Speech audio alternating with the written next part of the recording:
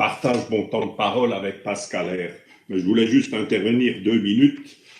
Donc, Monsieur le Président, chers collègues, je m'attendais à ce que vous profitiez du débat d'orientation budgétaire, du report, pour nous soumettre un véritable changement face à la situation économique difficile que nous connaissons.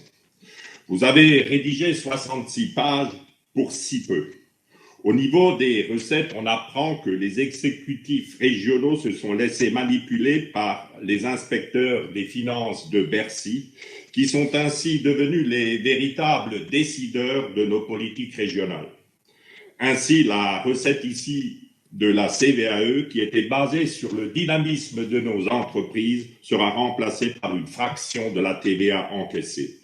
Au niveau de la taxe sur les immatriculations, les automobilistes champardonnais et alsaciens subiront toujours le même matraquage fiscal lié au surcoût de la région.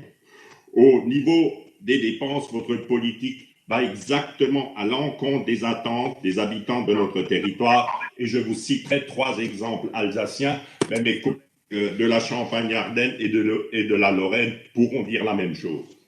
Vous parlez dans ce document budgétaire de souveraineté industrielle, d'économie circulaire, d'action cœur de ville, alors qu'en réalité, votre politique encourage, et c'est notamment le cas en Alsace, l'implantation d'entrepôts logistiques comme celui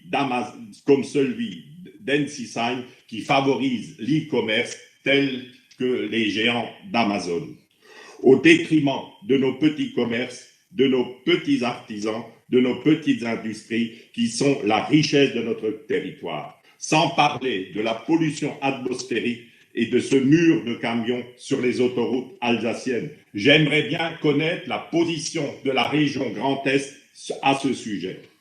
Vous parlez, page 30, qu'il faut préserver le château d'eau du Grand Est.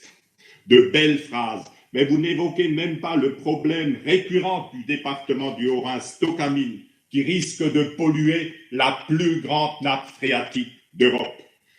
Alors que la crise du Covid a mis en évidence le maintien de nos hôpitaux de proximité. Vous les connaissez, Monsieur le Président. Altkirch, Stamm, Sélestat, aucune mention n'est faite dans ce document. Je vous ai cité 3 exemples pour vous montrer le décalage entre les réalités du terrain et la préoccupation des habitants de nos territoires et la préoccupation de nos élites. Merci de m'avoir écouté.